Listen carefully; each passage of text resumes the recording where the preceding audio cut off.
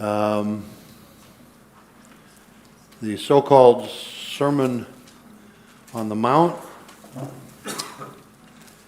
and specifically the model prayer that Yahweh Yeshua gave to his disciples, and of course that means to us as well, because it is here in his word provided for us. So this is for our benefit as well. All of it is profitable for doctrine, reproof, instruction in righteousness, and we take this as very, very much part of that. So we've talked about the first phrase, our Father in heaven. The second phrase, hallowed be your name. The third phrase, your kingdom come. The fourth phrase, your will be done. And whether that's the continuation of the fourth phrase or a fifth one, on earth as it is in heaven. We've talked about all those things. Then there's a distinct shift in the prayer from those kind of high and lofty ideas to the very practical idea of Yahweh giving us the necessities of daily life, food, and that is verse 11 in Matthew. We've talked about that at some length,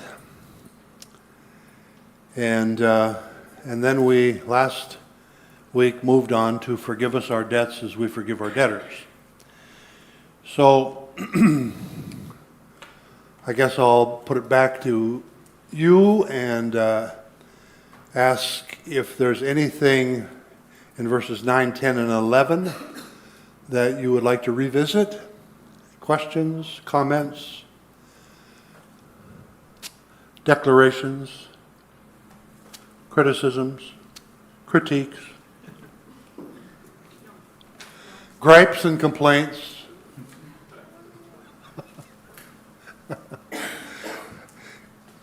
Is there anything that you have? Praises and blessings.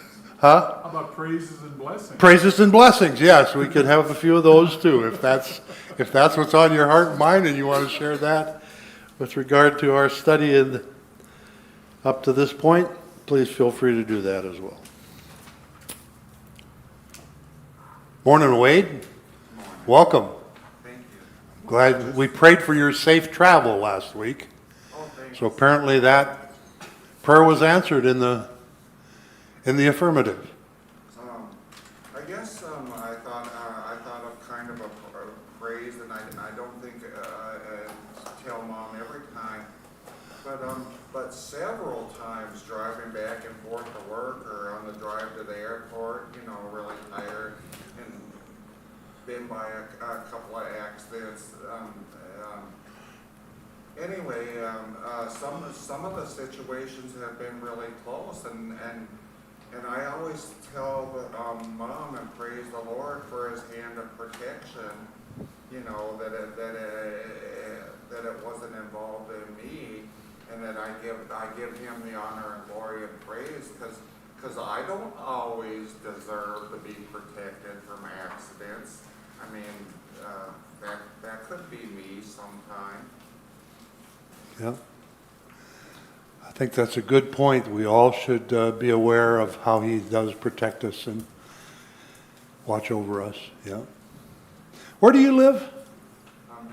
Mississippi, Summerall near Hattiesburg. Okay. Truly a southern boy. Well, no, everybody, well, not everybody, but they kind of make fun of me and how I talk down there, or they kind of like it sometimes too. Well, I'm starting to notice that you've picked up a little bit of an accent. Oh, Yeah, that too. yeah. And then when I come here, when a few words, people will say something and make a little bit of fun of me. Yeah. Well, welcome. We're glad you're here. Okay, so comments or questions on any of those first number of phrases that we've talked about already. Rita? No, I was moving on. This is about the debt and debtor. Oh, okay, hang on to it, yep. Okay. Nobody has anything that they want to revisit? Okay, Rita. Well, just sometimes it'll say, or growing up when we were Catholic, they give us our trespasses, or they give us our trespasses versus debtors. Right. What's the difference, and what was the proper word that should have been there? Well, the proper word that should have been there is debts, because that's the one that is there. Trespasses is used in verses 14 and 15, which follow immediately after the prayer. The Catholic Church, I think, has switched it to trespasses, right? Right, that's what he said. Yeah. And everybody wonders whether it should be trespasses or debts. It should be debts, because that's what's there.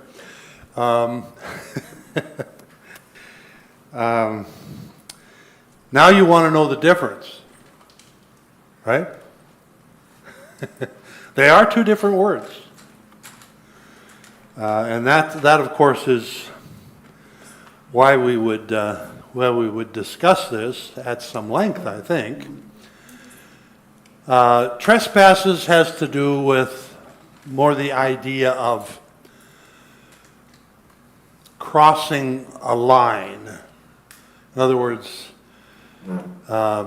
we've crossed the line into sin. That's what the word trespass, the Greek word, has the idea. You're trespassing, you're crossing a line, you're missing a mark, you're not measuring up, but that's more another word, but that is probably still involved with trespasses.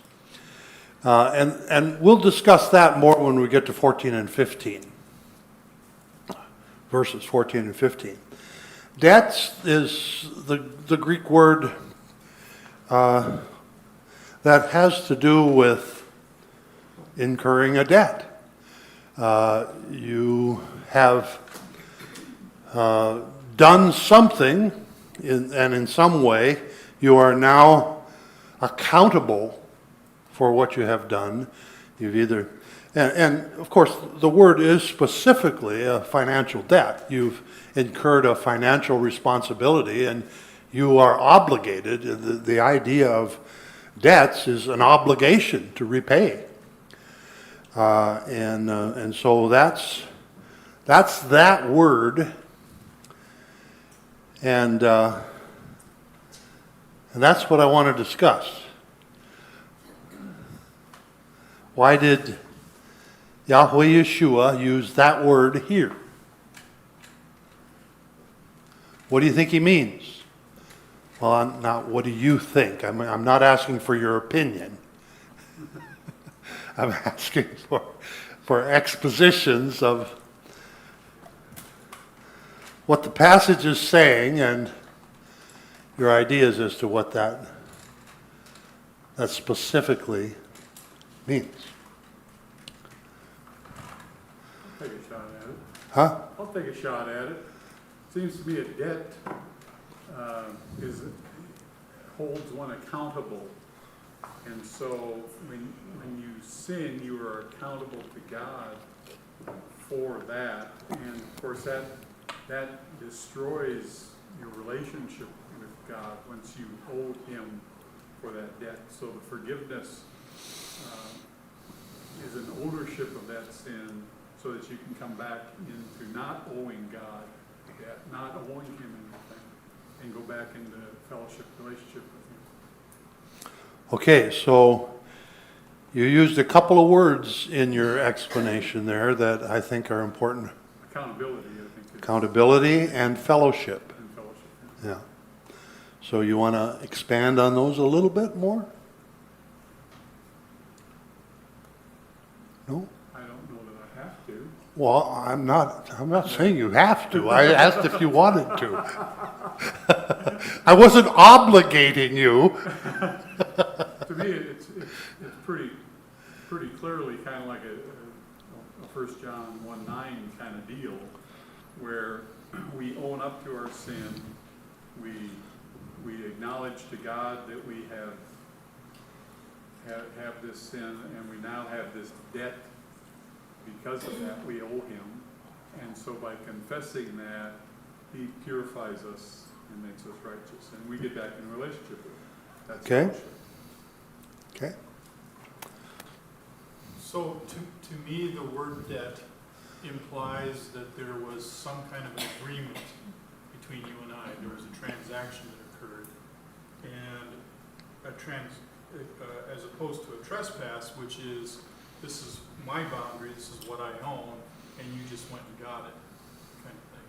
So I don't know if that's accurate, but that seems to. Well, I think the agreement part is in the next phrase, right? As we forgive our debtors. Yeah. Yeah, but I mean, if we have debts, I mean, I guess I was thinking about the. You don't think a person can incur a debt without agreeing with the original owner that you are obligated? You think there has to be an agreement in order for a debt to Well, if it's a financial term, and if it was talking about a financial debt, yes. there has to be an agreement. Doesn't, I can't have a debt that I haven't agreed to. Are there any debts that we might incur that we haven't agreed to repay? fiscally speaking, I don't see Huh? it. Fiscally speaking, I don't see it. I mean, Okay. unless it's a penalty, Okay, judgment okay. kind of thing. Do you I would say there is not necessarily the concept of agreement. Okay. You think if you borrow something and you break it, it's not, not agreed upon that you would replace it, but you should Okay. probably. I don't know, I'm trying to come up with an example. Borrowing?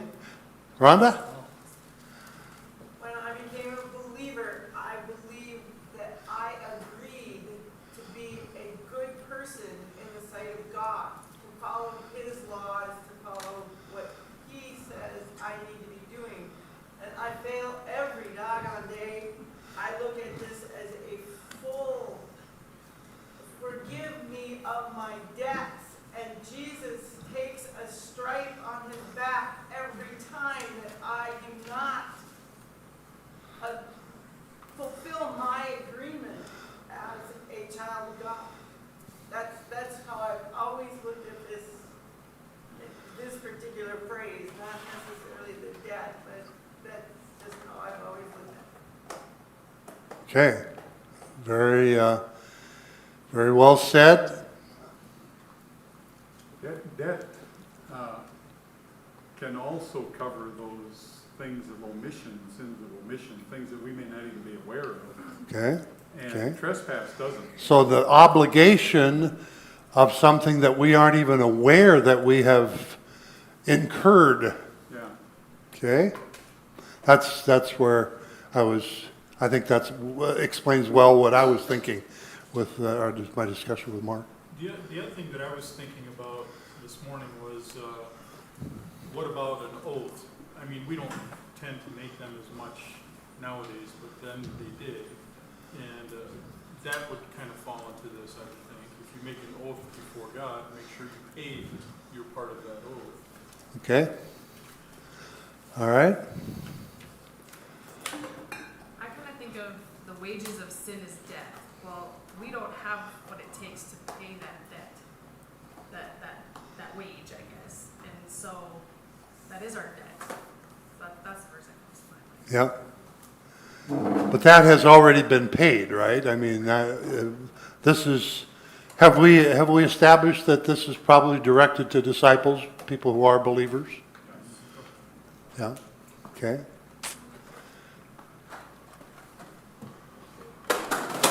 All right. All right. What none of us have brought up in this whole discussion of this verse 12 is that what I believe is the case, the word debts is a metaphor.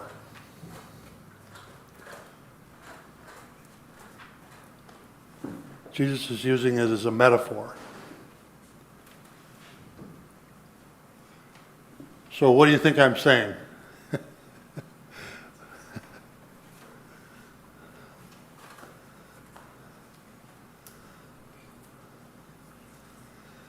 What is a metaphor? It's a stand-in for something else. It's a reference to something else. It's a word that stands in or references something else and isn't, but is very helpful in understanding what that something else is. Okay? So why would I say that I think it's a metaphor? Because I'm a... Well, it's like, when you think about debt, it's not like we owe money or something. I mean, it's Right. definitely is getting. And that, when you look up that word, that is what it means Right. primarily. Right. It doesn't primarily, the primary use of that term has nothing to do with, well, it has something to do with, obviously, but is most specifically financial. So, well, I So guess, why would I, because he's talking about moral debts, which would be any sort of shortcoming before God. So anything that would lead us out of fellowship with God would be this moral debt. And so it isn't financial debt, it's this ability to stay. but on what basis can you say that? That's the question, because it isn't normally used that way. The word is normally used in financial contexts. And that should be a clue to you. That should be a clue.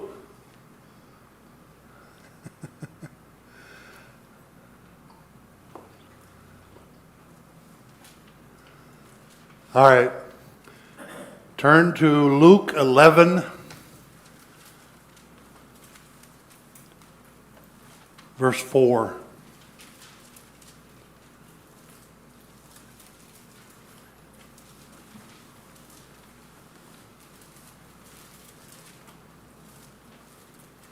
What is Luke 11, verse 4? How would you describe that verse? My version says sins. No, how would you describe verse 4? Before you do that, before you do that. It's the parallel passage, right? It's Luke's version of the model prayer, right? Now, Ryan, now you can make your observation. Yeah, so it looks like he uses that. He puts sins in there, forgive us of our sins, in my translation. Yeah. Whereas- Well, that's what our translation says as well. Okay. Because I have the NASB, so I didn't know if mine's. Well, yeah. But yeah, so. So what does that mean? What does gives that us- tell you? Gives us clarity that, yeah, that would have to be what he's referring to. And what is it, a different word or the same word? Is it debts and sins, same word? No. No. What is the word that Luke uses? Hamartia, the most common word in the New Testament for sin. Very, very broad, very specific, very general, very specific. The whole range is covered. So, now my point. I think Matthew chapter 12, Yahweh Yeshua is using a word as a metaphor for sin that emphasizes the obligation that is associated with sin. Right? As John put it, the moral obligation. That's what Yahweh Yeshua is emphasizing in this particular version of the Model prayer. So now with that in mind, talk about what verse 12 is saying.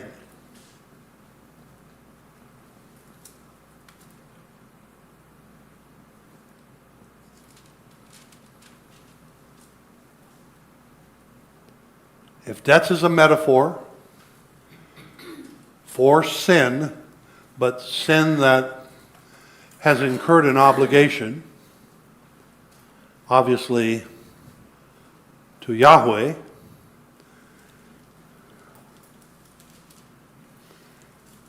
what is he saying? Well, no doubt, some people would say that if we don't forgive forgive others for what they owe us, God won't forgive us. Well, that's verse 14 and 15. That's verse 14 and 15. Well, But that's not verse 12. 14 and 15 explain what 12 is talking about. And so verse 12, to me, is really telling us that we can't walk in fellowship with God if we refuse to forgive others. So that our whole relationship with God gets broken. Well, that's not exactly, you're twisting what verse 12 is saying when you say it that way. In fact, you're saying just the exact I'm opposite saying the opposite. of what verse 12 is saying. So what is verse 12 saying?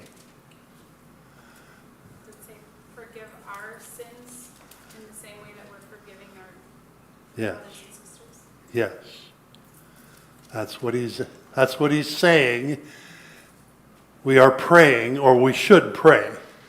That's the mental process that we should be in. And the spiritual request that we should be making to our Father is, Father, I'm asking you to forgive my moral obligations in the same way as I forgive others their moral obligations to me when they have incurred a sin moral obligation toward me.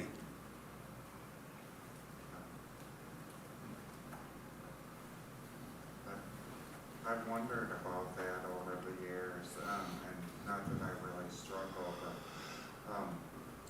but, let's say,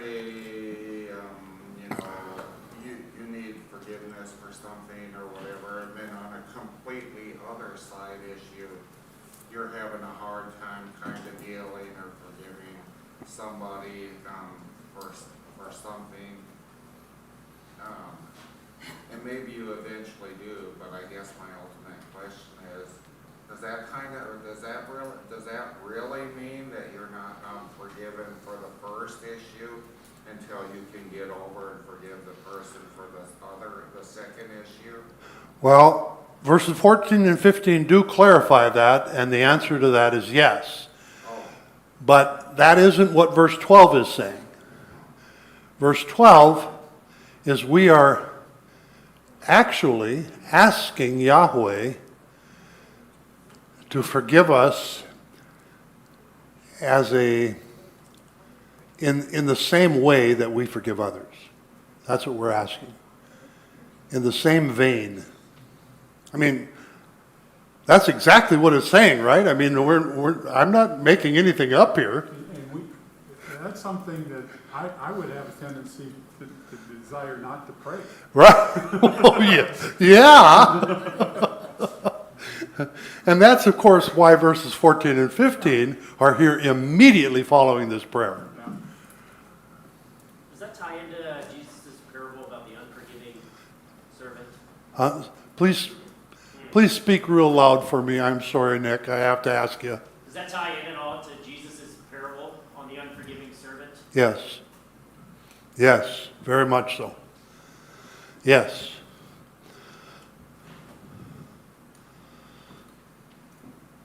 I think I'd rather him have it where we're praying to help us forgive others, right? I think that's the harder thing to accept Exactly. Of other people. Very insightful, Leah. Exactly. That's right. I told Amy through our ordeal here, unless we forgive him, how can I expect God to forgive me? Yeah. But Leah's point is we are actually asking Yahweh to do this.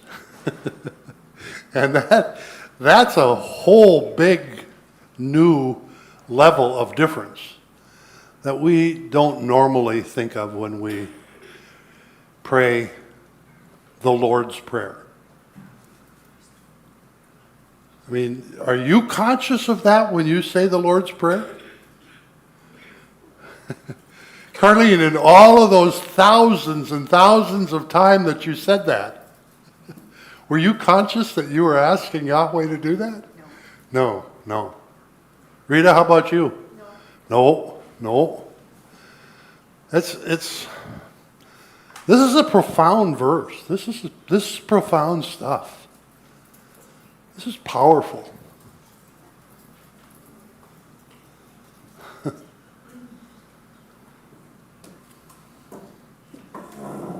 Yeah. Any more? Any more thoughts or ideas? Discussion? Go ahead, Rhonda. I just think about, when Eric and Kurt, during Charlie Kirk's memorial, forgave that young man. Yeah. And the whole world took a breath in. Oh, I know. She just gave a speech this week at a TPUSA women's event, and some protester in the audience called her a person who protects pedophiles, and she handled it so beautifully. I mean, she did. I think that young woman has a genuine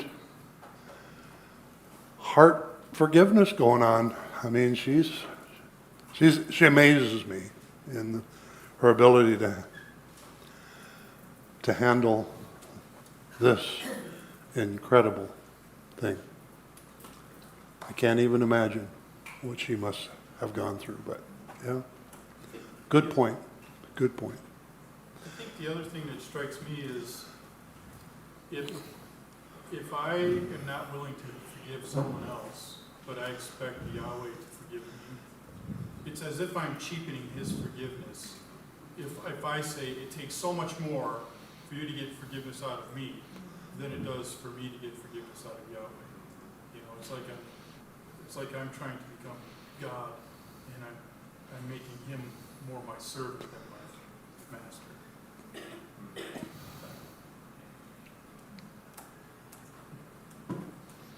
Yep.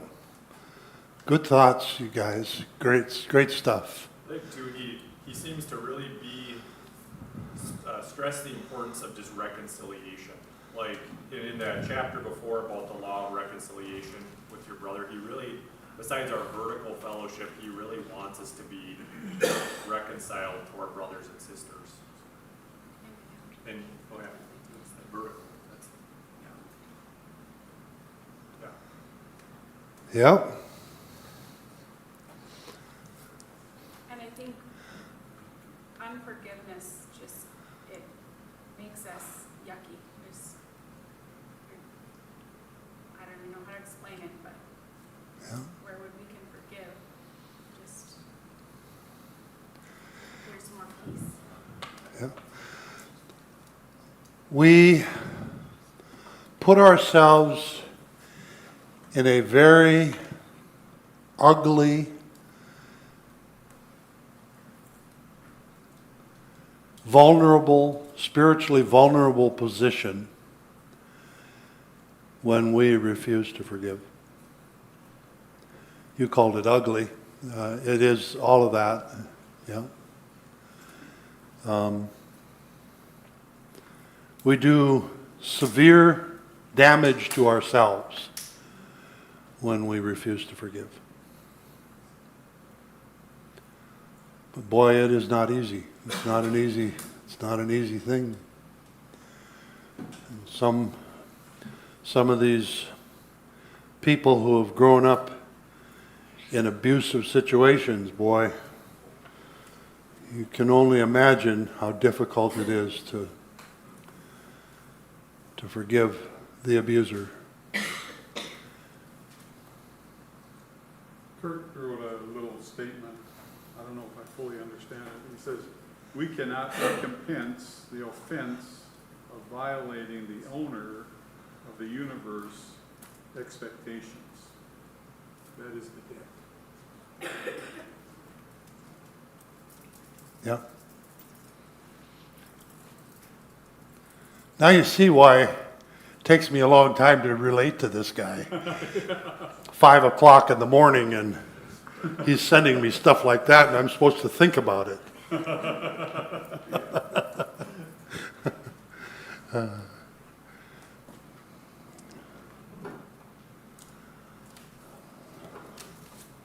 The huge part that you just talked about where people that's in it, so we're asking God to forgive us the same way we forgive others. The huge thing when God forgives us, he remembers it no more, it's gone forever.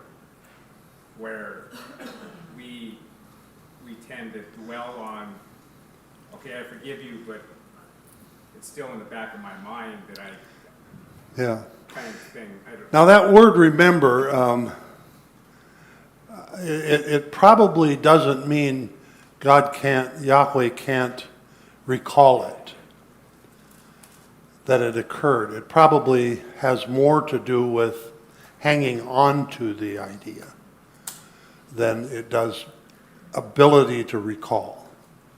You know what I mean? Yahweh's part. Yeah. Yeah. So what's it- Because I don't think Yahweh can forget. Well, no. Forget it completely. But doesn't it, there's that verse that relates to that, the forgiveness thing, as far as the east is from the west? Yes, yeah, Right? yeah. So, I mean, that's infinity, that goes on forever. It never- Right. the east Right. is just- And the same thing would be true, even using that he's never going to, that's never, ever, ever going to enter into this relationship again. It isn't that I can't mentally recall that it happened, but it is gone in forever in terms of being an issue and an obligation. And that's this obligation idea. But that's a good point, yeah. Yeah. I hate to leave this. I know you're thinking about it, but I really do. I believe this is one of the most powerful concepts in the entire Sermon on the Mount, or Lord's Prayer, model prayer thing, because it's so important to understand what this simple little verse that people say thousands of times over and over and over again without ever understanding at all what it's talking about. I have one other comment. You know, John mentioned it, and I echo it. There's times I absolutely do not want to forgive someone. Right. I just don't want. That was Leah that said that. Yeah, I think John said it too. Oh, maybe you did. But anyway, the thing there is, when we do that, that's where poison festers. And even though it seems like it's hard, Yahweh is explaining to us that it's good, you know. And, Yeah. I don't know, it's just, Well, and it says so much about Yahweh, doesn't it? it does. It says so much about him. You know, I had two critical changing points in my life after I became a Christian. One was, I grew up with an abusive stepfather, very anger-driven, kind of horrible person. Yeah. I grew up with that. And after I became a Christian, my mother had since left him, so all of that life was gone, but I never had forgiven him. And there was a point where I came to where I said, I just have to forgive all of what he did. And like you say, put that east to west, forget about it, no longer be the victim, but forgive him for that. And that was a big thing. But in the same vein, there came a day when I really had to forgive my mother. And she was still alive, so I had probably 10, 15 years with her after I had fully forgiven and accepted, everything that happened. And I thought, those were release times where I really got back into full fellowship with God. Because those two things were really holding me back. But you do look back on your ability, or when you actually did go through the process of mentally, spiritually forgiving, And it was that it quite- made a difference and for it was you. a process. I mean, Yes. it wasn't just one day, bang. It's not an event. Forgiveness is not an event. Yep, it was a process. It is I had always to a go through the process. process, and it took me some working through and some action on my part, and the reward was incredible. Yeah. It's important to understand that forgiveness does not mean, is not the same thing as removal of consequences and restoration of relationship. It's important to understand that, especially in abuse contexts, that forgiveness does not necessarily constitute the person who has been abused, and I really hesitate to call it victimization, because victimization has become such a ridiculous, foolish thing. But the person who has been abused does not necessarily have to, even in forgiveness, restore the relationship with that person. That person may not be in any position for a restoration of relationship. That's another question. That's another issue. And each person has to go through that process as well. But John's point that forgiveness is a process, not an event, is also a very important part of this whole discussion. That's why verse 12, it's so important that we understand what verse 12 is saying. Right? Right.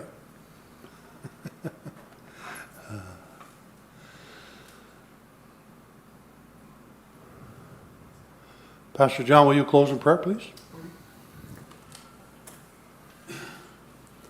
Oh, Yahweh, we thank you for this time. We do thank you for this prayer that you've demonstrated for us. I pray that we can use that as our model prayer, that we go through these steps, these processes as we've discussed them, and really open up our lives to the items of this prayer so that we can be in full fellowship with you. We thank you for this day. We thank you for in advance for what's going to happen during the next part of our worship together. And we thank you for this day and your provision for us. In Jesus' name.